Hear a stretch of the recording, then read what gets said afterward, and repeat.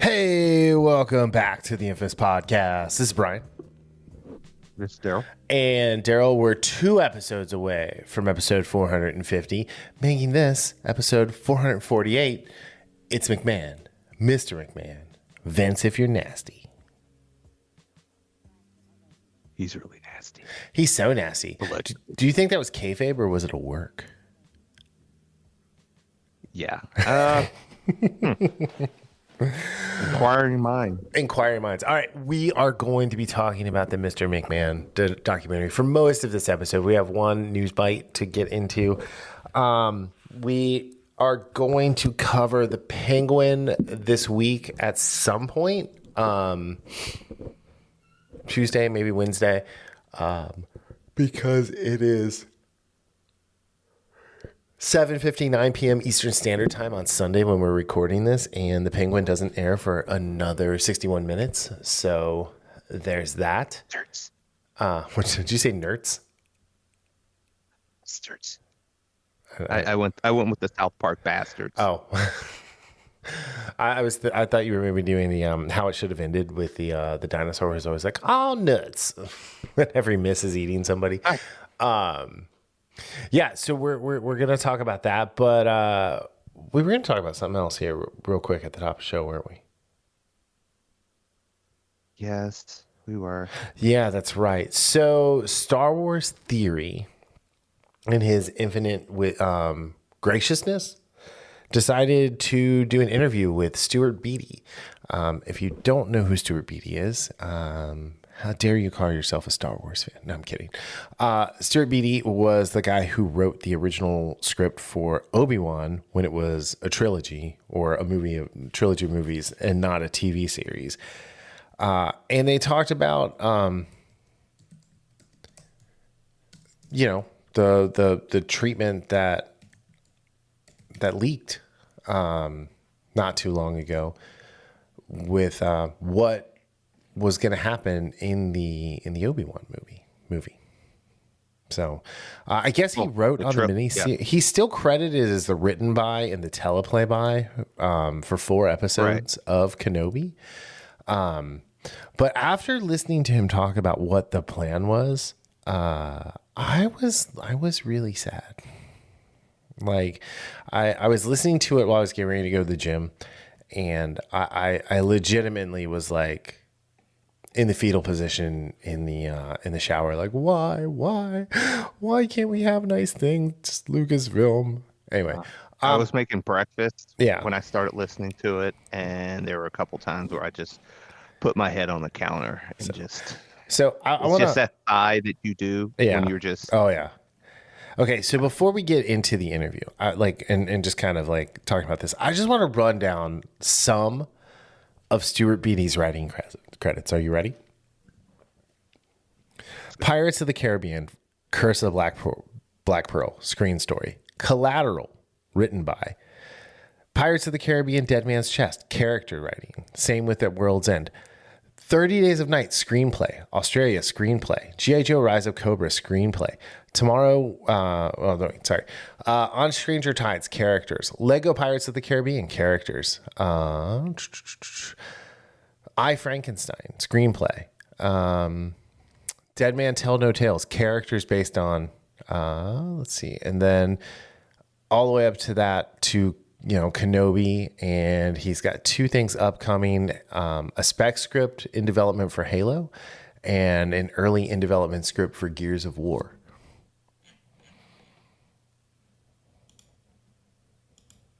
So, yeah.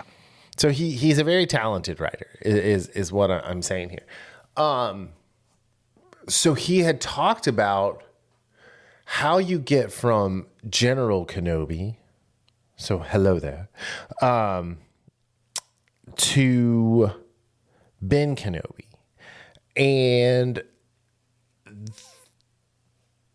the hero's journey that Obi-Wan goes on in Stuart's story is exactly what they needed to do for Obi-Wan. It respected canon. Reva was actually his character. Was not some girl boss inquisitor who knew better, who figured out that Darth Vader was Anakin. who actually like had redemption and makes the ultimate sacrifice to protect Luke. It was really, really cool. The stuff with Commander Cody was awesome. He comes back. Cody comes back into Obi-Wan's life without the chip. And I loved his comment about that. He's like, yeah, he already got rid of the chip. We'll let them figure that out, how that happened in the comics or something. I thought that was just kind of a great, like, yes, Star Wars is a lived in story. It always has been. When we were first introduced to Star Wars, you know, it was in the middle of the battle on the Tantive 4. So it just goes right in line. And you know, the other big thing is he's like, the people who are doing this should know it and love it and respect it. And the people who are doing it now hate it and want to destroy it.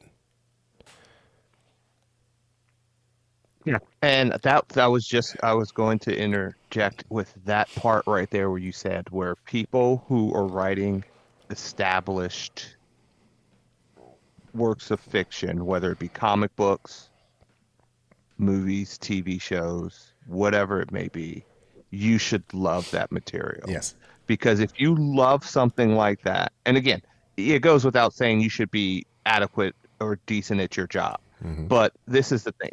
If you gave me the choice between a great writer who doesn't like X, Y, or Z versus someone who loves it, who's a decent writer, Mm-hmm. I will take the decent writer, because the decent writer will do everything in their power to make sure that those characters are represented the way they should be represented. While it doesn't matter if you're a great writer, but if you don't love something, you know what you're doing it for? You're just doing it for a paycheck. Right. And your writing's, that great writing that you have is going to suffer, and we're going to see it with what the bullshit that you put on screen or on the page with the characters. Right. And you're right, Brian. These people despise Star Wars, and I know we've joked back and forth, and I honestly don't take it as a joke anymore. And again, it's not just, don't get me wrong, it's not just Star Wars, but these people, these activists, want nothing more than to destroy what so many of us have loved with Star Wars, with the shit they did with Indiana Jones. We could be here all day and 2 weeks aside just to talk about the comics. Right. They want nothing more than to destroy the things that people have loved for decades upon decades. Right. Yeah, and you're listening to Stuart talk, right. Listening to him talk about what we could have gotten with an Obi-Wan movie trilogy. Like you said, Reva was actually cool. Reva was actually a good character. If we'd have gotten that Reva, do you know how, again, think about a well-written female character, badass, who has a great story arc, who actually has redemption. That character would have been all over the place, and for good reason, because it was a well-done character. Instead, they get the DEI bullshit that we got from the Obi-Wan series, and you didn't watch Obi-Wan, right? I only watched Charlie doing the deep fakes. Oh, like that's all I've seen of it. So I truly envy you for that's all you got. I just can't. But even, we got yes.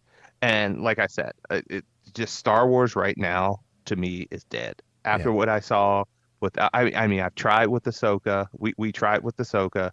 Mm-hmm. I tried with Obi-Wan. It's look, Star Wars is one of the first. No, I take that back. Like in my memory of things that mean a lot to me, and my relationship with family, friends, with my dad, Star Wars is number one, with a close second Indiana Jones, because I end up stealing his hat he got from work, from a promo they were doing with Indiana Jones. Nice. But Star Wars is number one for me. Yeah. And to see the stuff that Disney has done, hell, they even told George Lucas basically to kick rocks once they bought it, because he had a treatment for the next 3 movies. Right. And did they look at any of that? No, they didn't. No. They don't care. These people don't care. They can only destroy. They try to imitate, and they can only destroy. Yeah. because they are soulless people. Like from a creative standpoint, they are soulless. I'll just leave it as creative because I could go further about a lot of these people. But it's just important to know that creatively speaking, they're creatively bankrupt. Oh yes, and that's what we're getting with the Star Wars. That's what we've been getting with the Marvel stuff in the last 5-6 years. Yeah, since Endgame, for the most part. And I don't even touch comics now. Like if I'm reading comics, I'm rereading Invincible or something like, or Saga or something like that. I mean, or some even of the old Saga X-Men fell off a cliff. I didn't actually finish like Saga, when it came back, it was just kind of like, oh, okay, you killed Marco. Why? Because what? So, dude, it happened 5 years ago. I didn't know that. It's not a spoiler anymore. Yeah, well, no, I'm not like no. I'm talking about like they really did that. Oh yeah, they okay. And this is just a classic like, oh well, we're just gonna kill Brian's favorite character in anything that he likes. So at least it wasn't off screen. So yeah, but yeah. Yes, I'm glad Theory did the interview. Yeah. It's just a reminder that these folks at Disney, they don't care. Mm-hmm. They truly don't care. They can say all they want. They don't care, because if they did care, I don't care. You know what? It doesn't matter if we would get a bomb here and there, because even people that care don't always give you a good product. But if they did care, they truly cared. Yeah, we would have gotten a much better Star Wars than what we've gotten. Absolutely. Positively, you are correct, sir. Anyway, all right, so let's hop into our news bite here. That was a nice little 12-minute-ish talk about this interview. Go watch it. It's on Star Wars Theories channel. It's well worth watching. It's great. They talk about some other stuff at the end too, but like the important stuff is Obi-Wan and what we missed out on, and yeah. Anyway. All right, so moving on. You sent this to me. I kind of knew this was coming. I didn't realize it was coming so soon. But from the world of John Wick, Ballerina is coming in 2025, starring Ana de Armas. Have you seen the girl boss controversy about this? Have not. So there are people out there like, oh, it's another girl boss thing. It's like, from the preview, I did not get girl boss. I got like this is the this is what's happening in the Romani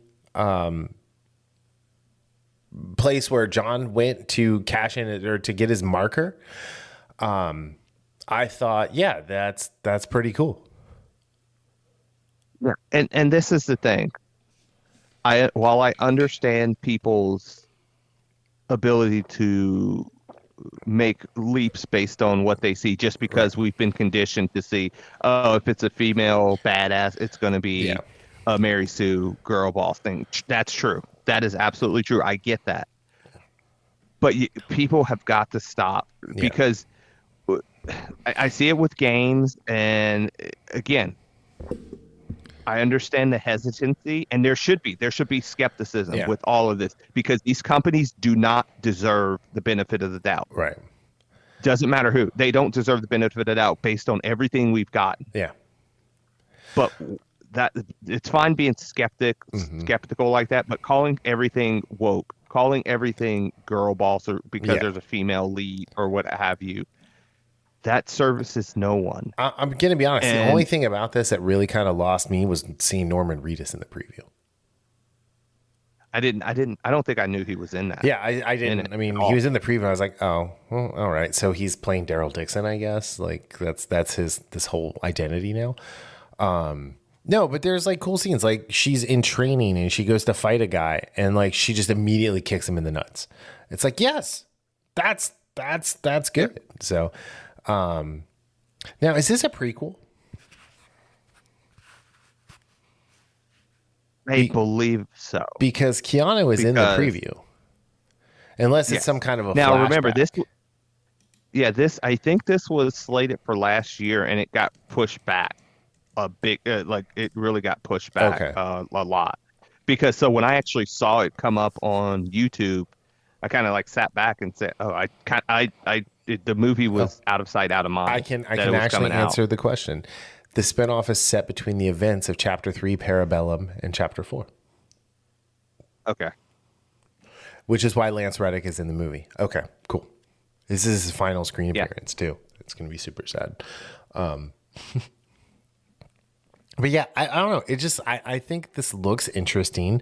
I like Ana de Armas. I think, you know, when she was in that stupid Apple movie where you were trying to make us think, Ghosted, where it's like, yeah, like Ana de Armas is going to chase after the soy version of Chris Evans that was in that movie. It's like, no, no, she's not.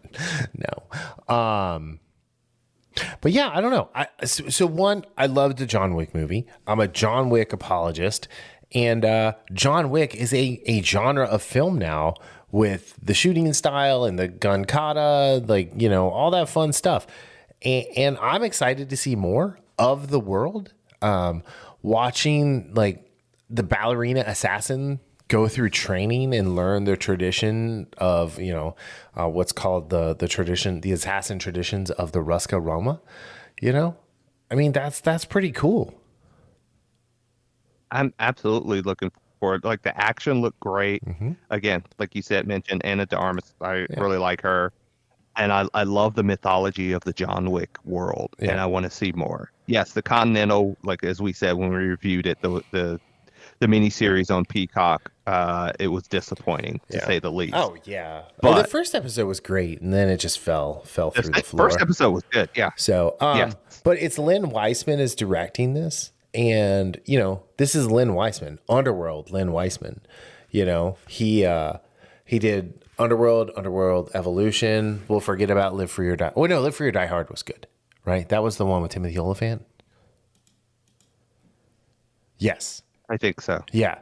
Because the bad one is A Good Day to Die Hard. No, Live Free or Die Hard was fun. That was the first one where John started turning into a superhero. He did Total Recall. And it's really funny because I was just talking about this movie today at lunch with my friend Jeff.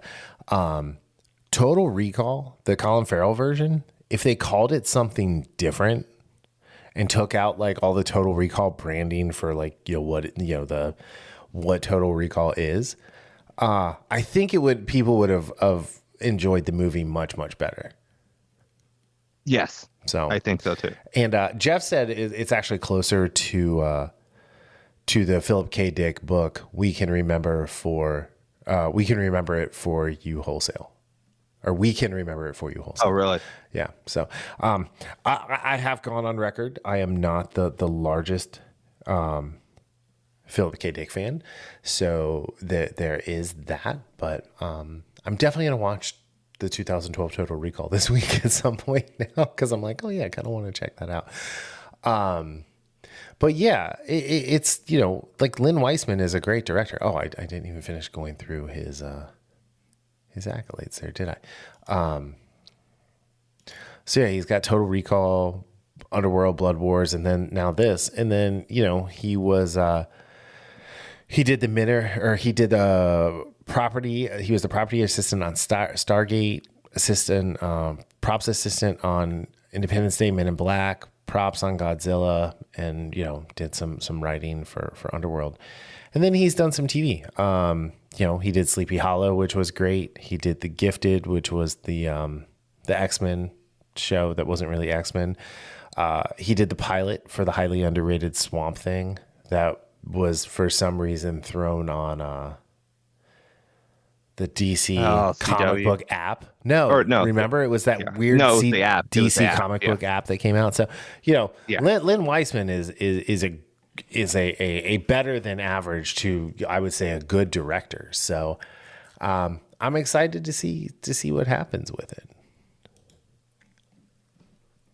Yeah, I really like this trailer. I'm looking forward to seeing more of it, and I will absolutely be going to see I want to find a gun range I can go to that we're like, okay, we will shoot you how to shoot like John Wick and how to do just the slide. I just got to work the action on the gun to be able to just slide down to see if something's loaded with my index finger and let go. Oh, like I've been watching this. I cannot remember his name now. There's this guy. He's like, he does all the like, can you throw the magazine in the air and catch it, you know, and slide it. And like, you know, he does the whole like Deadpool, like pull the, you know, unholster the gun and cock it on your chest, you know, like, you know, or charge it, you know. So yeah, I don't know. It's just like if there was a range where you could go to learn to shoot like that, that would just be fun. So have some stunt coordinator somewhere like, hey, this is pay him $1,000 and spend the day. All your ammo's included. I'd be like, yes, let's do it.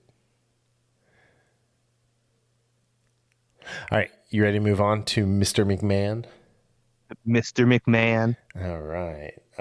So Mr. McMahon is a documentary docuseries from Netflix. It explores the tumultuous life and career of Vincent Kennedy McMahon. Let's focus on that. The legendary yet controversial co-founder of WWE. The 6-part documentary delves into how McMahon transformed the WWE from a small regional operation into a global powerhouse, while also examining the darker aspects of his reign, including numerous scandals and sexual misconduct allegations that ultimately led to his resignation.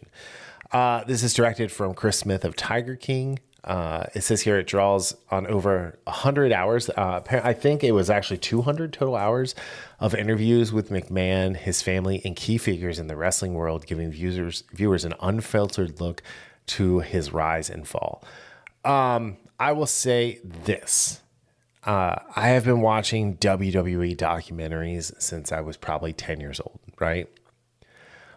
Anytime they came out, like I would like, for my birthday, whatever, I beg for just get me the WWE tape, WWF tape. Macho Man, yes, please. I would love to have that 3 DVD set. There was nothing new in this. Nothing, not one thing was new in this documentary. So again, that's not a problem for me though. No, I get it. This is not made for wrestling fans. Well, it is. Let me rephrase that. And again, this is why I would contend with that. You're right. Like there's like pretty much everything that you've seen in this. Again, in one way,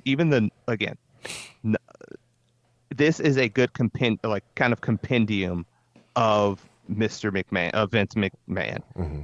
It's absolutely better for people who may like wrestling but aren't really in the wrestling world as far as watching documentaries and all that stuff. This is fantastic for them. Even if it doesn't tell the whole story, it tells enough of the story to give you a good base. Because every document, it doesn't matter how good a documentary is, it's not going to tell you the full story. It just can't. It's impossible to do that. Now, for us wrestling fans who do watch documentaries, I like this because it has not everything. It has a lot of this stuff in one spot, in one nice, well-produced 6-episode limited series. Sure. And with that said, there wasn't any. And I think my biggest issue was how, if Bill Simmons, I think it was Bill Simmons that said it, where they kept going back and back about after stuff came. If they wouldn't have put it that way, I wouldn't have had really problems with it, because again, if you're telling the same story, you're not going to find anything new. But if you tell me, well, with all this stuff that came out in the last two years, we kept going back to make sure we have all this in there, and then you give me that, then that was kind of almost to me a little bit of false advertisement, because it didn't seem like it. Because I told you, because you were a couple episodes ahead of me, and I was like, well, just wait. I would assume this stuff would be in episode 6.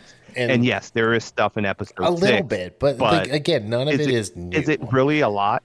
No. Yeah, that's what I'm saying. Is it really a lot? So we're going to go through each episode, right? Yeah. But I just want to say, if you want to see like a TLDR version of what this was, go to Wrestle Talk on YouTube and search for the fall of the McMahon family. It has almost all of this just summarized. Like if you don't want to take 6 hours out of your life, you know, Wrestle Talk did a great job with it. So yeah. All right. We're going to go through each episode, but before we do it, so Darryl, out of 10, many Vince controversies, what do you give it?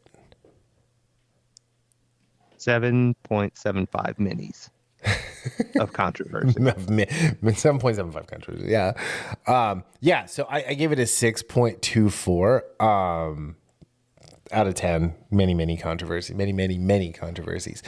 Like I said, this is a well done documentary. I'm stuttering. I'm trying to get my words out. They're hard today.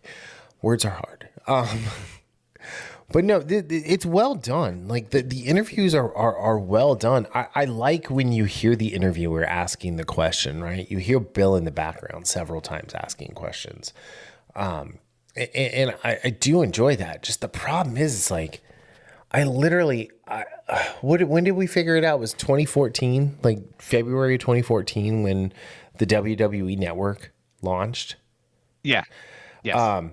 I mean, I've had access to all of this for 10 years. When WWE moved that stuff to Peacock, I immediately signed up for Peacock. It's just, yeah, this is not made, like I said, it is made for wrestling fans. Yes, it is just not made for the people who follow the dirt sheets, who watch wrestling videos, who, really engage with the content more than just watching the shows. Well, no, it's not for the super fans. Sure. And it is for the super fans, but it's not necessary. Because that's not true. It's not. I'm not going to say it's not. It's not necessary for the super fans, because if you're the super fan, all of this stuff, you've come across it. Now, fans or people who are just interested in documentaries there are people that just love documentaries. Oh, yeah. Even about stuff they don't know. Mm-hmm. That is where I think this really will hit home, because, like you said, it is very well done, very well put together. There's a lot of good information.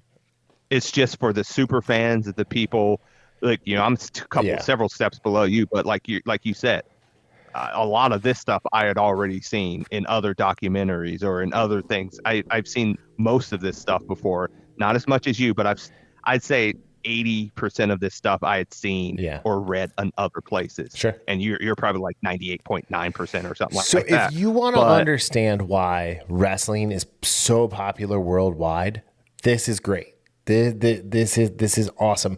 Like, I don't know how many people out there watch news, like world news and things like that. Like, especially like when we're at war, like hardcore war, and there's videos of our soldiers like going into houses in the Middle East and things like that. Wrestling is always on in those houses. Like when they pass by a TV, like wrestling is on somewhere in the world 24 hours a day. And not just because it's on the on a streaming platform. You know what I mean? Right. Like in the first episode, it's called Junior. It talks about like Vince when he was young. He didn't know his dad until he was 12. He didn't know who his dad was until he was 12. He was raised by his mom and stepdaughter. He's like, I learned my last name was McMahon when I was 12 years old. And, I thought it was really interesting to watch a nearly 80-year-old man reminisce about meeting his dad for the first time when he was 12. That was really, really good. But Vince McMahon, like they always call him Junior and Senior, but like Vince's dad is not Vincent Kennedy McMahon Sr. He's got a different middle name. But that being said, like Vincent James McMahon, thank you. He went and got Vince and pulled Vince out of poverty and brought him along, and Vince fell in love with the business, and he really wanted to do it and become a promoter and things like that, and it went through like all the things that Vincent J made Vincent Kennedy do to move up in the company. And then the story, and I actually have always loved this story because I don't look at this as like a bad thing. he made a deal with his dad to buy the WWF. And if he missed a payment, even by a day, his dad got to keep all of the money, and then he got the company back. I really like that part. Yeah. And it really showed like the tenacity behind Mr. McMahon, behind Vince, you know, and what he did, how he brought Hulk Hogan in, how, you know, Vince McMahon Sr. didn't want Hulk to be in Rocky 3. And he went and did it anyway and got fired. And then Vince Jr., well, I'll just say Jr., brought him back. And the two of them built the WWF to what it became in the 80s, which is called the golden age of wrestling. It's like we'll talk about some of the different like ages as we go through here. But like he brought back Hulk Hogan, and that changed everything. I will say I did think it was weird that each episode kind of jumped around in history. Like I was expecting them to be like, okay, episode 1 is from this period to this period. Episode 2 is from this period to this period. We kept kind of jumping forward and then jumping back, jumping forward. It was like watching an episode of Lost. You had to like really pay attention and realize which timeline you're in.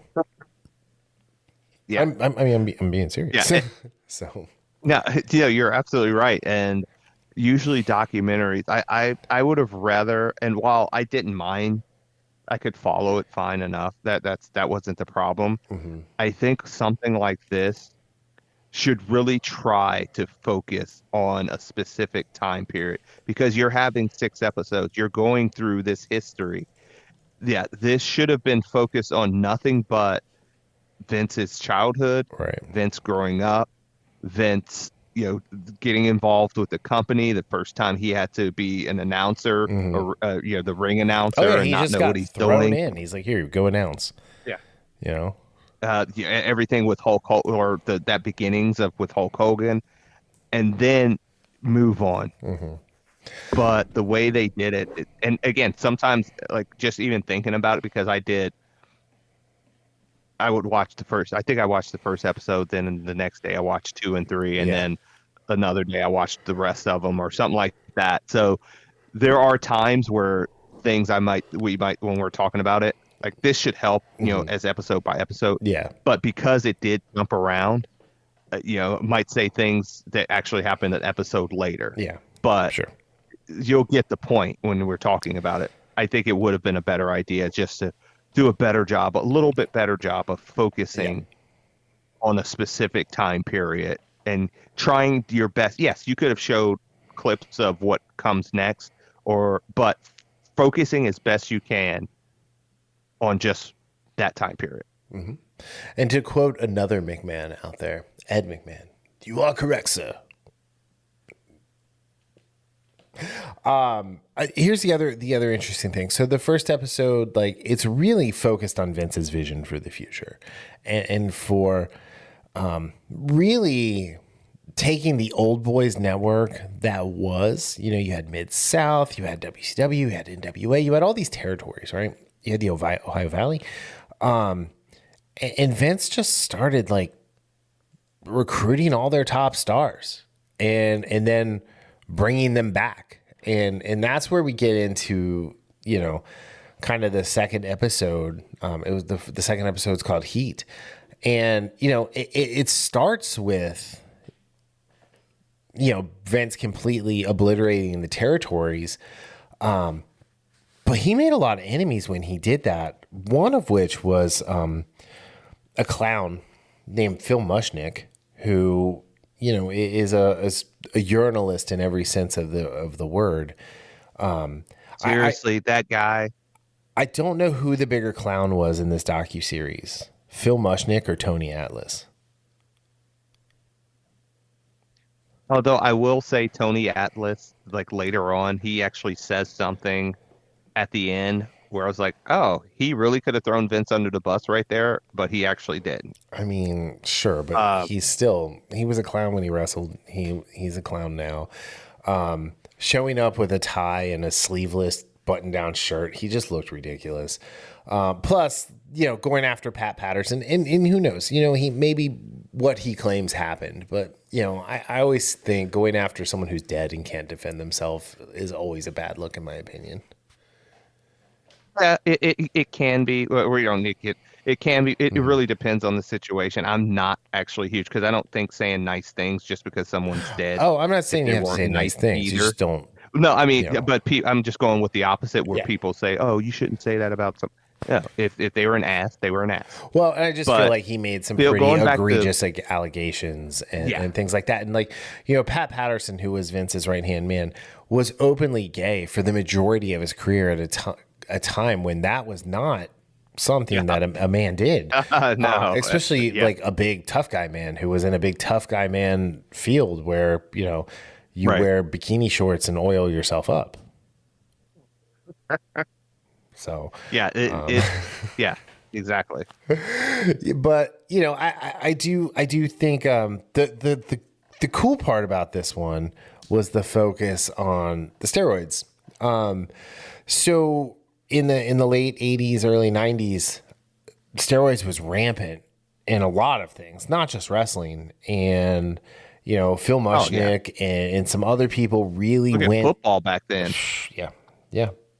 or even baseball. now. Come on, you know. let's be honest. Yeah. Yeah, I mean, let's be basketball now. honest. Come on. I think basketball might be the worst now. So, I mean, just look at Caitlin Clark. She's got all those veins popping out of her massive arms. Like, she's like, what you gonna do, brother, when I drop a 40-foot three-pointer on you? Joking. But yeah, no, it was really interesting. And I thought it was the woman who owns USA, who founded USA, her comments here were really, really good. You know, she was concerned because, you know, here they had this wholesome-ish, you know, program for families, and all of a sudden, you know, the top people are you know, facing decade plus in jail. The Fed's trying to get Hulk Hogan to turn against Vince, and Hulk Hogan got up there and told the truth. I will say this, on my 2024 bingo card, I didn't have Hulk Hogan as the victim of this story, and I feel sorry for him on that card. Yeah. And again, it wasn't just the steroids. It was the fact that there was several wrestlers in this time period where they died early because again. Yeah, I mean, it wasn't just this time period. This went on well into the mid 2010s. There was a website. It was the Wrestler's Death Clock, and it seemed like every 15 to maybe 35 days, some wrestler who was not yet 60 years old died from heart-related issues, whatever. I mean, like Macho Man had a heart attack while he was driving and died. Yeah. So it wasn't the heart attack that got him. It was the abrupt stop as his Jeep crashed into something probably. But, you know, it was just, yeah, I mean, it was a time where, you know, there were doctors that were giving these things to the wrestlers. You know, Bret Hart talks about the painkillers. There was a lot that went into this that, you know, I think to this day, they kind of just turn, I mean, in most sports, they turn a blind eye. I'll say this though. It's, you know, there was a comment made that like, oh, well, people don't care about the wrestlers because they just think of them as TV characters. And I disagree with that. I disagree with that wholeheartedly. I 100%. I care about like these guys like dying early and dying young and leaving their kids behind and things like that. I will say this though. I do love seeing a 400-foot home run, and if a guy's heart explodes as he rounds second, if he made that choice on his own, then they know those consequences. Like, I'm still gonna feel bad because someone dies, but like, I just got to see a 450-foot home run. I mean, that's freaking awesome. So, going back to Mushnick though, with this, he had such a hard on for Vince that. Again, you're talking about journalists, and yes, he could have done some good reporting, but it was colored by the fact that he was so hell bent on taking Vince down. It reminds me of the going to another sport, basketball, when I was almost at Bobby Heenan when Bobby Knight was fired from Indiana. Yeah, he Bobby Heenan or Bobby Knight was an ass, great coach, and all that. But guess what happened about the person who was the ringleader of getting him fired from Indiana? Indiana. Guess where? I think it was a she. Ended up a very cush position with the NCAA not too long after that. So two things can be true. Yes, this person can be doing something a little shady, but your motivations for outing them are every bit as dirty as what they're purported to be doing. And so some of the stuff that Mushnick said, especially when he said that like these people don't care. Absolutely. You don't then you don't tell me you know nothing about wrestling fans without telling me you know nothing about wrestling fans. Yeah. It's just, yeah, I felt like, you know, Mushnick played a part in wrestling history with the way he biasly covered everything. It's funny though, because you look at Bill Simmons, who did the Andre the Giant documentary for Max a few years ago. You look at what he did with 30 for 30. Go track down the Ric Flair 30 for 30. Ric Flair is not a great man. Like, he is absolutely not. He was a fantastic entertainer and a fantastic wrestler. A lot of people consider him the greatest of all time. I'm not one of those people, but there are a lot of people who do, and they're right to have that opinion. But like, they didn't go after Ric Flair for his transgressions in that stuff like they did with Vince here, or like Mushnick did with the wrestlers as a whole. You know, you have a doctor who is giving steroids away, and then you know, when he gets caught, he's like, oh, well, Vince told me to do it. Vince was buying them. Vince was telling me to prescribe them. And, you know, according to the wrestlers, that didn't happen. And you know, this at this point, Hulk Hogan had left WWE. That's the thing you have to remember. When he got up there in the state, the federal government wanted him to say, yes, Vince did this. Yes, Vince made me do this. Yes, brother. He didn't. And that was a huge kind of, you know, there's a snake in my boot. It was, and I love how Hogan said he refused to tell him what he was going to say. Oh yeah. He just said he was going to tell him what the truth was. Yeah. But yeah, again, it goes back to what you said. Yeah. You are the one that put the steroids or whatever the drugs into your body. And again, and this is the interesting thing with people who just maybe just started following wrestling or just watch it as entertainment. Back then, these guys were on the road for 300 plus days. 300 days. Yeah. They got 65 There days. is no way your body can handle that. No way. There is none. Like, to do what they do night in and night out, and then have to get to different venues, driving on the road all the time, sleeping in hotels, motels, whatever. Sleeping in cars. Hell, sleeping in your car. If you're Mick Foley, sleeping on fans' couches. That is a recipe for, and that's not even taking into, I mean, going back to the, you know, a physical sport like that. It's look at baseball, look at football, and how many players die young.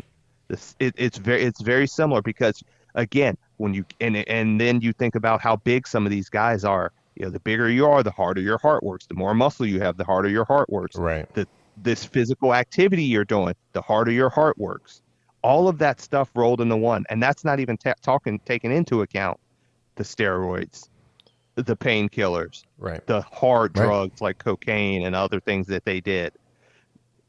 So I think a lot of people would be surprised, and that who just casually follow wrestling but don't know back in the day how hard wrestling was on a year in, year out basis. And again, it's still hard now, but compared to then, as far as just battering your body, there was no wellness. There was no day. There weren't really days off. Right. And that the human body can only take so much. Yeah. And let's not even talk about what they're eating either.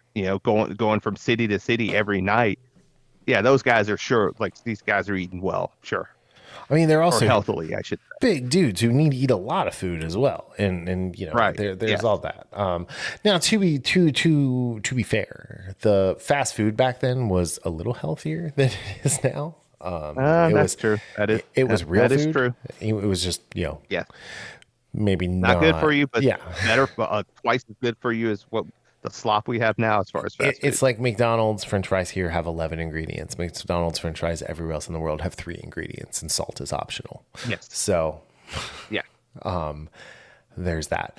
All right. So moving into episode 3, it's Screwjob. It's talking about the infamous Montreal Screwjob.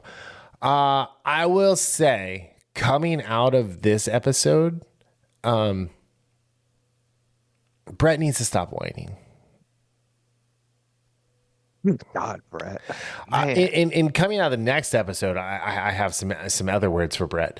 But it was just, the screw job happened. There's a Wrestling with Shadows documentary that they actually took a bunch of that and put it in here. It is a well-traveled wrestling story at this point. Yes. Vince screwed Brett. Brett screwed Brett. Hunter screwed Brett. Sean might be innocent in all of this, like to the point where they just gave him plausible deniability. I don't believe that, but Earl Hebner screwed Brett, the ref. But at the end of the day, like, this is a story that we've heard a ton about. The more interesting part of this was the second half of the episode, which they should have flipped and talked about, like, the founding of the Attitude Era and the founding of Degeneration X. Like, I know that was like in episode 4 with Attitude, but like all of this was out of order. This is where it got like kind of confusing. It's like, why are you talking about the screw job now?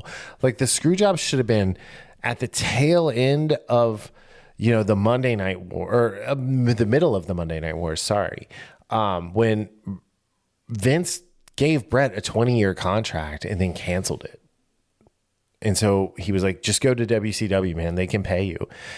And then Brett, who had literally carried WWE on his shoulders. And I wholeheartedly disagree with Vince McMahon when he was saying, like, oh, Brett was a serviceable champ. He was okay. He didn't have charisma. Dude, I went to those shows as a kid. Every single kid, like, Bret Hart was their favorite wrestler. I love Bret Hart, though. I did really like him. He was one of the. I will say. I was going to say he was one of the few faces that I really liked. Yeah. Because I was the guy that liked the heels for the most part, but he was one of the few faces that I actually liked. So take that for what you will. I loved the Hart Foundation with him and Jim the Anvil Neidhart. I loved Brett as a singles competitor. I had the sunglasses, all of that fun stuff. I still have I have a Bret Hart t-shirt that I still wear all the time.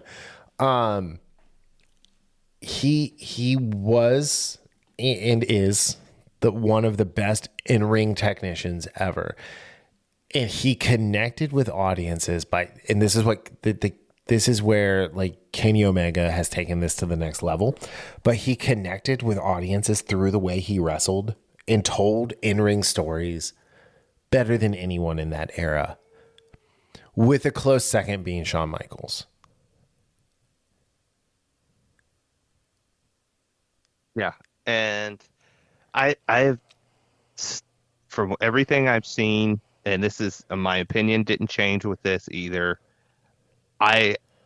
It was one of those situations that sucks, but ultimately this is one of those, to me, I will still land on the side of Vince McMahon, even though what he did was kind of sucky. Yeah. But it goes what's best for business. Could you imagine what happens if Bret Hart leaves the WWE or WWF. As champ. Was it WWF? It's WWF.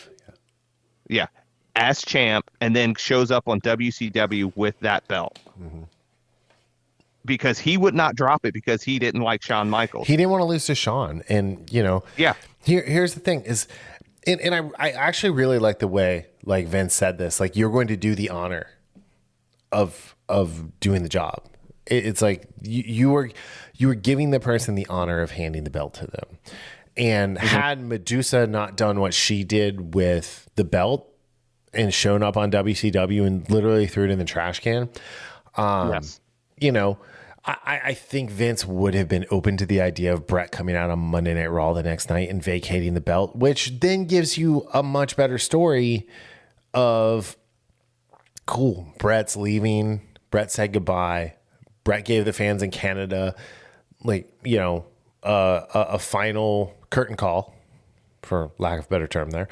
And, then they get to do a tournament.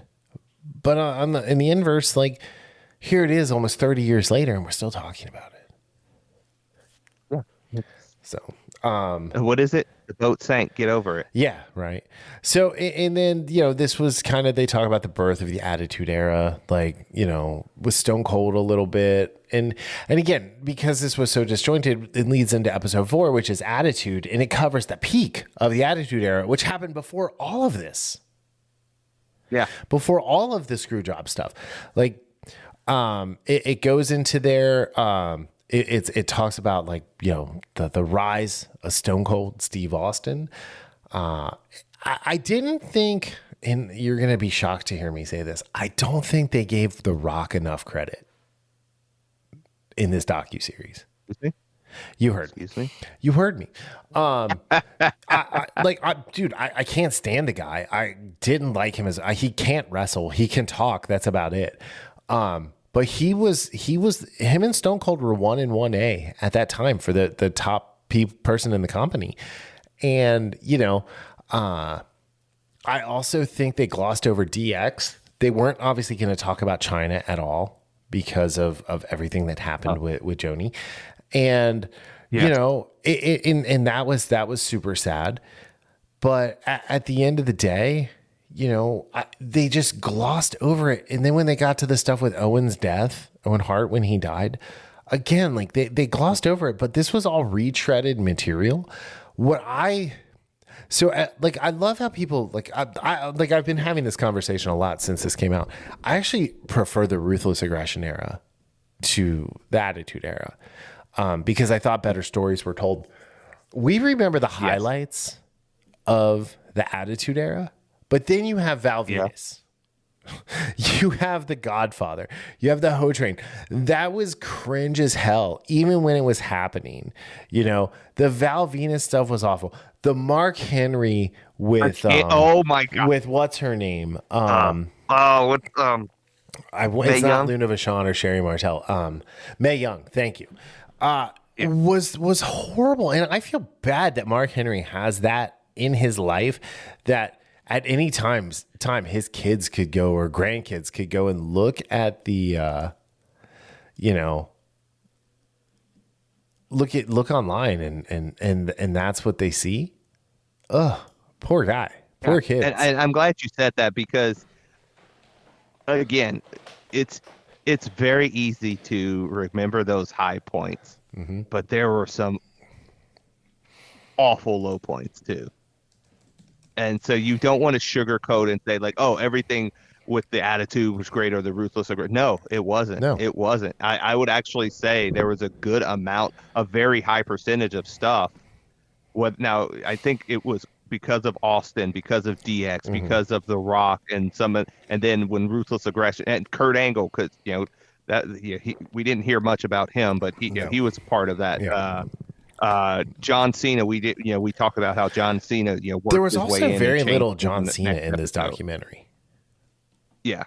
For the fact that he Yeah, there was was the that- face that ran the place for 15 years, there was very little John Cena. Now, I understand it was trying to focus on McMahon and the time, and McMahon and how McMahon was in all of this, just like the Mr. McMahon, or not the icon, but the image of him, Right. being the puppet master. But yes, there are things that are glossed over, things that shouldn't have been glossed over, and that doesn't mean you put a whole 10-minute segment about it. But the fact that when they started talking about, and again, this is where I might jump around from episodes, because as you say, I wasn't, the more I talk about it, the more I'm a little bit more disappointed at the way it was put together from a timeline standpoint, this whole documentary. But the fact that they didn't speak of China, yes, I understand what happened, but not even, especially when they were talking about how the women's wrestling changed, and then they started giving the women, actually, they weren't just sex objects, they were actually performers, and Right. they, Trish Stratus and all that stuff. Again, sometimes you have to, sometimes things are uncomfortable, but it shouldn't be glossed over. And I Yeah. think they did a disservice to China in that regard. Yeah. Now again though, the relationship between Trish Stratus and,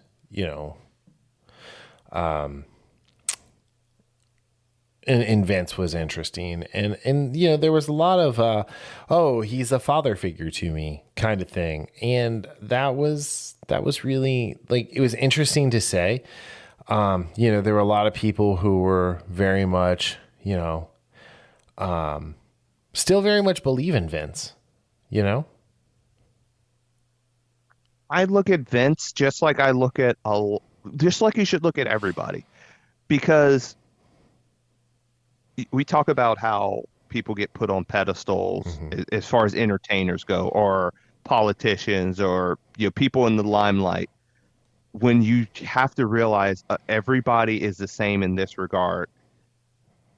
You make mistakes, you screw up, you can do great things, but you can also do terrible things. Right. And when you highlight someone as, oh, this guy he should be exalted, or with Mushnick, who what did he call Vince in one of the articles? He's called him basically a dirtbag or a slime ball or something like that. Yeah. And you're just focusing on that. Yes, one might outweigh the other, but you're not telling the whole story if you don't see, again, if you're against Vince and some of the stuff he's alleged to have done and maybe have done, you can still say, well, this guy did some amazing things. Right. And this goes to how things are black and white with people now, especially if it's away from their little echo chamber of thought. They can't look at someone who's on the other side of the aisle, whether it be politics, whether it be religion, whether it be health, whether it be teams, and say, well, you know what? You got a good point right there. Yeah. And this is the same with Vince McMahon. You cannot deny the type of, when you were talking about it earlier, the type of tenacity that Vince showed when he told his father, hey, this is the deal. I'll buy this, and if I'm late, you take all the money and you keep the company. That type of tenacity, and what about the ability of him to bring people back that sued him, like Sable, Right. He brought Warrior. Bret Hart back, when he brought Hogan back, all of this stuff. Because you know why? He was focused on what is best for business. Again, doesn't mean that he didn't take things personally or punish people for not doing what he said, or that doesn't mean that he hasn't done bad things. But you can't ignore the fact that I will say this, the aspect of him building the company from a standpoint of him wanting to be greater than what he was is aspirational in that sense. Now, there's a lot of muddy stuff around there, but like I said, the tenacity of him wanting to keep doing more and becoming more, that's something that can't be forgotten. Right. And that's one of the things that I come out when looking at this documentary, and just knowing about what I know about Vince McMahon, is that this guy did some great things. This guy did some scummy things. You know what? He's human. And I have to take the good with the bad, and the bad with the good. Well, and I'm gonna be honest, like I get real sick of like a lot of these like wrestling media people too, who are like, oh, this and that, and like I wish he never existed, and like I'm just gonna call out Andy Murray from What Culture, dude. Like if Vince didn't exist, your dumbass wouldn't have a job, and like. I like that guy's horrible. He can't help but like throw his snide little opinion comments in on things when he's supposed to be like covering the news story. Like it's just that kind of thing. And I'm not taking Vince's side in any of this. Like this, all of this, is here. Coming into the 5th episode, family business, you learn. And like, again, like this is the part that probably had the most like interesting, like kind of new stuff. Like seeing how Vince treated Shane. Like, honestly, I want a Shane McMahon documentary. I want Shane's life, where he went when he was gone for like 12 years. What was he doing? Like, we know what he was doing. He was working in entertainment and with UFC, mixed martial arts, not just UFC. But like, working and making money, making his own money. But watching, like listening to all this, it was, Triple H is kind of a scumbag. Like, I feel like Triple H like worked his way in to get Shane out. Again, I don't know about that. I could see where I could see why you're saying that. But going back to your other point, I would love just a Shane O'Mac documentary because, and even Stephanie said, he's like, he was hard on me. He was a lot harder on Shane. Yeah, but he didn't pitch a story where he got Shane pregnant. So, oh my god. Wonder if Stephanie was like, "Are you out of your mind?" Right, right. So, no, this was great. This is where we finally like Linda McMahon got into the story a little bit. The stuff with her and Trish. It seemed like her and Trish were pretty close, actually. So that was really cool. They also got into the different WWF creations. They had the casino. They had the XFL. The less said about that, the better. Yeah. They had WWE World, which was a restaurant in Times Square that I actually, when I lived in New York, would go to on Tuesday nights to watch the live feed of SmackDown before it aired on Thursday. Really? That's cool. So that was always fun. There were always wrestlers there. It was a good time. Like sometimes we would just go and like hang out on a like Friday night, Saturday night. But yeah, it was like this is how like the kids grew up in the business. Like Shane had to go through the same steps Vince went through. Shane was a ref. Shane did like all this other stuff. Steph got to kind of come out and like spread her wings and fly immediately. And I really wish when they were talking about Steph, what really, really made Steph was Chris Jericho. And their little uneasy alliance that came out of their feud. That is what made Stephanie McMahon a star in WWF. So, and Linda McMahon, like, she was the one they said she ran the business. Vince ran the creative. Like Linda does not get enough credit in this documentary for turning WWE into $1 billion brand. I think it was this one where they talked about losing a lawsuit to WWF, the World Wildlife Foundation. So, there's all that fun stuff. Get the F out. Dude, those were great campaigns. Those were so good. Yeah. Those were great. Like they were a lot of fun. But yeah, it was one of those things where it's just yeah, family. So, all right, and then we get into the last episode, the finish. This is the one that really kind of dealt with the most recent stuff. Endeavor, the creation of TKO, Vince leaving and coming back and leaving again. They went a little bit into the Janelle Grant lawsuit, which is going forward. And the Janelle Grant people came out and said a lot of stuff. I don't really care for them bringing up Brock Lesnar's name the way they bring it up, because it seems like Brock didn't actually do anything wrong. He might have been like wanting to do something wrong, but didn't, never got the chance. So, like that seems kind of like the Minority Report, like pre-crime type stuff that he's getting blamed for. But yeah, this one was interesting. The other problem with this one is it opened with noted retard Bob Costas talking about Donald Trump. And there was no place in this docuseries for any of the political stuff that noted retard Bob Costas said at the start of this episode. I've always, Bob Costas has always been a pretentious dick. Oh, he's a noted retard. Let's just call him what he is. Noted retard Bob Costas. But you're right, he is a pretentious dick too. So talking about the finish and what this one, when I was talking about going back to Tony Atlas, and you ask all these guys, like John Cena, Booker T, a couple other ones, like what would Vince McMahon's Undertaker, what would his legacy be? And Tony Atlas is the only one that did not even hesitate. He's like, and again, it wasn't like a backward, a shot. It was the greatest promoter of all time. Sure. And again, going back to how this is the thing, going back to how hard Vince worked. Yeah. I mean, Linda would tell him, like, dude, we're taking a vacation.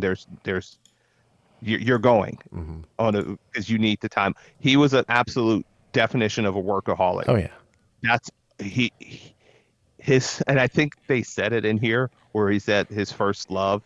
I don't know if he said it or somebody else said it, but his first love wasn't his family. And again, It's kind of sad, but it wasn't his family. It wasn't Linda. It wasn't Shane. It wasn't Stephanie. Whom all of these people he loved. Right. And you could see it in some of the instances when they're talking. You could absolutely see he loves them. Oh yeah. But it was the business. Yep. That was his first love. So, and you can damn him for that, however much you want. It doesn't matter. That's how some people are. Is yes, they love their families, but they eat, sleep, and breathe their creations, their companies, their businesses, whatever it may be, their causes. Yeah, and that's how some people are. Their passions. Yeah. And that's how Vincent K. McMahon was. He lived, he breathed, he ate, he slept with WWF as the company, the business. Yes. Nice. I was going to say something a little bit more raunchy, but I'll just say he made sweet love with his WWF. There is one thing we do need to talk about, like, and we're way over an hour, but like the Chris Benoit stuff was in this, and much like when Owen Hart died and Vince was like, the show must go on. They found out Chris Benoit had died on Monday during the day while they were about to go live for Raw. And, they kind of pulled up stakes and didn't do the episode. And when that happened, they had all the wrestlers coming out, tears, armbands, the whole shebang. I remember all of this too. Yeah.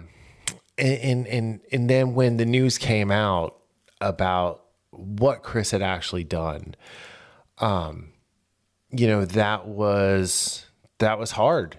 That was hard for a lot of them, and rightfully so. You know what I'm saying? But I think the biggest takeaway was, like, they talk about concussions and how bad concussions are. And WWE really did step up to kind of, really, I don't think they really fought for like concussion protocols as hard as they could have, but they did at the end of the day create a program that allowed wrestlers to not have to come back to work with concussions, not to work with concussions, how to stop matches due to concussions. Take out chair shots, which I thought was hilarious considering how his streak ended because he got a concussion that the Undertaker was like, why are they taking my chair shots away? I'm old school. It's like, you're an idiot. Shut up, Mark. But no, I mean, like, you know, there was all of that. I think the other thing too that came from that is, you know, there's a former wrestler who he went to Harvard and is a doctor and is leading the research on CTE. And when they looked at Chris Benoit's brain, what they found, they were all shocked by, which I'm not really sure why, because his finisher was a flying headbutt off the top rope. The thing that disappointed me with all of that was Stone Cold. When he was like, I thought if you're getting a concussion, you don't know how to wrestle. I only ever got one concussion. You probably got one diagnosed concussion. And that was when you broke your neck. So that was because of a botched move by Owen. It was a botched pile driver, which they stopped doing the pile driver. Paralyzed. Yeah. So again, I see why you were disappointed, but I wasn't quite disappointed with it because he is 1,000% right in one aspect. He said if you keep getting concussions, you are doing something wrong. Yes, accidents happen, and if you get a concussion here and there, that's funny. Yes, that happens, but if you keep getting it, it's like if somebody keeps getting hurt doing something, it's usually because you're doing something wrong. Usually. I mean, there are exceptions. Bryan Danielson. But it's usually because you're doing Bryan Danielson is currently the best technical wrestler in the world, and he keeps getting concussions. Adam Cole keeps getting concussions. And both of those guys are considered very safe hands in the ring. Again, those are two examples. Listen to what I'm saying. I am. Yeah, I hear what you're saying. For the most part, if you keep getting injured doing something, you're doing it wrong. Yeah. Especially if you're supposed to be. Now, again, when I say exceptions, you also have a propensity for injuries. Some people do. Mm-hmm. And those guys have a propensity for concussions because of, 20 plus years of this, that, and the other. But I don't agree with, like, I wasn't necessarily disappointed. Mm-hmm. I don't get when he said, the only thing is when he added, like, he's like, I don't believe in CTE. Yeah. They didn't follow up with what he meant by that. Yeah, because that was disappointing because, like, I wanted to know more about that. I felt like that was just a gotcha soundbite. Yeah, and that's where when you first told me, because you hadn't heard it either, but somebody told you about that there part was a of meme, it. There was a meme of it, and I was like, what is this? And like when I got to it, I was like, okay, like that. It's not as bad as like it looked in just plain text. But it still was not. I think they should follow up. They should have. He should have followed up. I don't believe in CTE, and that's the bottom line. It's kind of how it came out, where it was like, I don't believe in CTE. It's because you can't wrestle, and it's like, what do you mean by that? Like how? Like Steve, go deeper. Yeah, and they didn't, and it sucked. Yeah, and that's why I was like, because context, like they say, context is king. But we don't have the context. We just have that. That's all we have, and we can make our assumptions for it. 100% context matters. So a lot of people don't agree with that, but whatever. Yeah, I know, but that's because there's feelings and facts about feelings and feelings about facts. But yeah, it at the end of the day, I still think this was a really well done, like well shot documentary. And if you're a person listening to this after an hour and 13 minutes and 42 seconds, where we are right now, and you watch this and you enjoyed it, like, please let us know. Because, while I am definitely a quote super fan, fanboy Mark, if you will, I did enjoy it. I was just like, I just was let down because they're like, this is going to revolutionize it. Like, this is going to be revolutionary revolutions revolving around revolutions. And none of it happened. It was a nothing burger at the end of the day. Yeah. So Again, it was a nothing burger as far as new material. well, yeah. But as far as the documentaries go, it was very well done. We had some issues, even from just the way it was organized and the fact that it was built as this we were gonna see stuff that we didn't know about, and that just I will say, wasn't the case. like, Again, I like from Vince's statement that came out before the doc like aired. It was relatively balanced. I mean, it definitely skewed against him a little bit, but like that's easy to do when you're talking to people who he's upset over the years. So, I was actually a little bit surprised that it wasn't more based on what he thought, because again, and it's maybe because the two of us we're able to see two sides of an individual. So I do think you're right. It was a little skewed, but not egregiously. Like we talk a lot about like separating the art from the artist, right? Right. And there are artists out there, Mark Hamill, who make it impossible to do so at this point. Where you have like other like artists out there like Jack Quaid, right? Jack Quaid is not, just doesn't say the right things a lot of times, and it kind of goes off in ways, but like we still like watching Jack Quaid act. That happens. Like the whole thing with so we're done talking about the documentary. So the whole thing with Zach Levi that happened today, where he came out for how he's going to vote, and you can look it up. I don't care how he's voting, to be 100% honest. But he came out, and now all the people are like, oh yeah, Zach Levi. But like, Zach Levi's always been kind of a conservative guy. Zach Levi has gotten into trouble with like the Me Too stuff, not because he actually did anything wrong. It's just because there was gross overreach with a lot of that. Zach Levi made a lot of people mad because he used to throw these really cool, like, invite only parties at Comic-Con, and it was for fans, not for celebrities. And then that turned into a thing where like it wasn't fan enough. It was just a whole thing. So, watching Zach Levi, who, over the years has said stupid stuff. I still love the show Chuck. It's in my top 10 favorite shows of all time. It's probably my top 7 favorite shows of all time. But like you have to you have to look at these people, and like some of this you have to separate. Like now, you don't have to forgive or like, kind of back to Vince. You definitely don't have to be like, oh, it's okay, buddy. Yeah, just go about your way doing the things that billionaires do. No, like you lost your company, and rightfully so, because you had a pattern of behavior. But at the same time, you created the modern version of one of my favorite forms of entertainment, and I thank you for that. Now go away and retire and live on your island, and like hopefully you don't fly little kids there.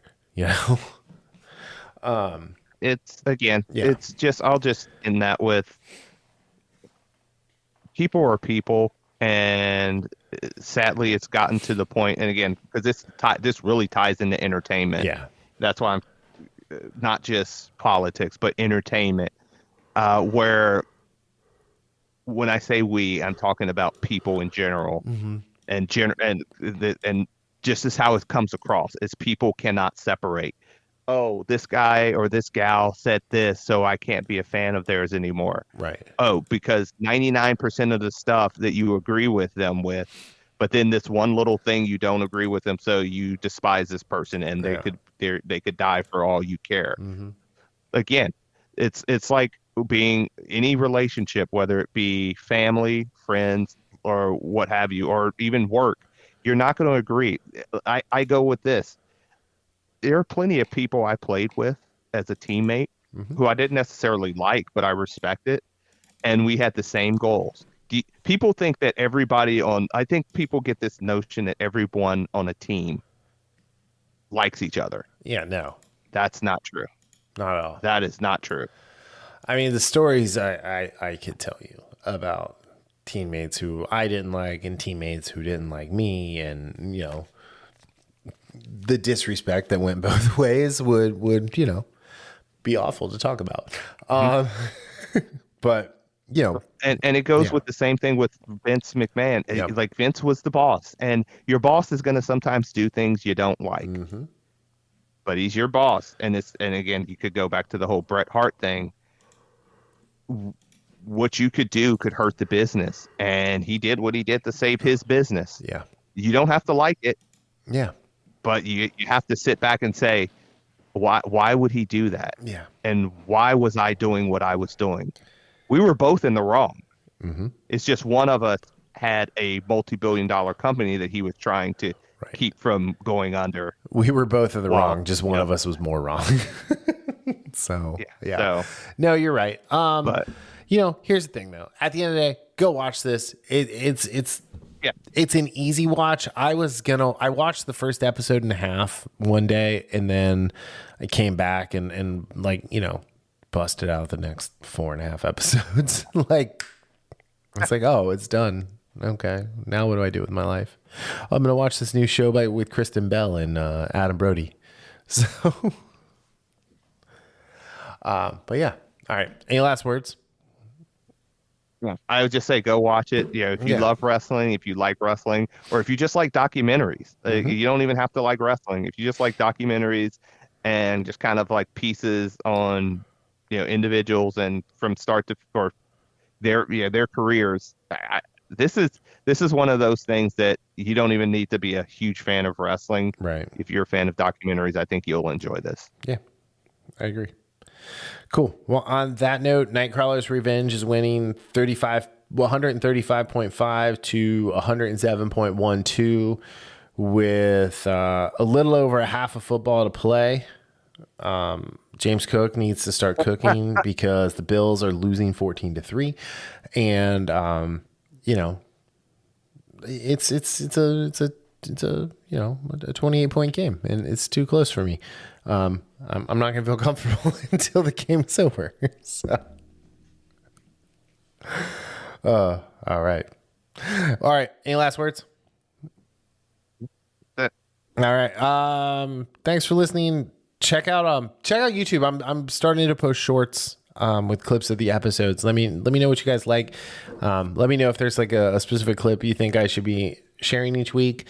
I'm going to try and do 2, and I'm also going to try to start putting the episodes up maybe a day or 2 after they air on YouTube. Maybe at the same time. I don't know. I'll figure it out. Anyway, thank you all for listening. We will be back on Tuesday or Wednesday with our Penguin review for episode 2, which is airing. It's been airing for the last 21 minutes. So I'm going to go and watch that. D, anything else? No, I'm just looking forward to watching the Penguin. All right. Well, on that note, we'll talk to y'all later. Bye. See ya.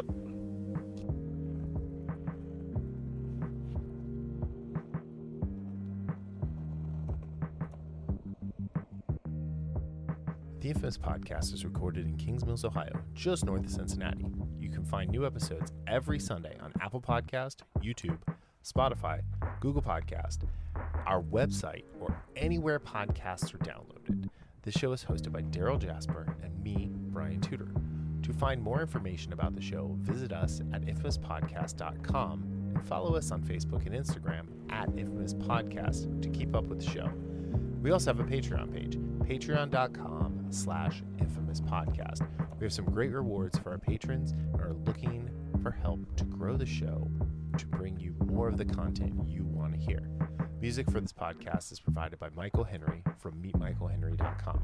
So, whenever you're listening to us, have a great day, night, evening, weekend, whenever it is, and we'll see you next time. Thanks for listening.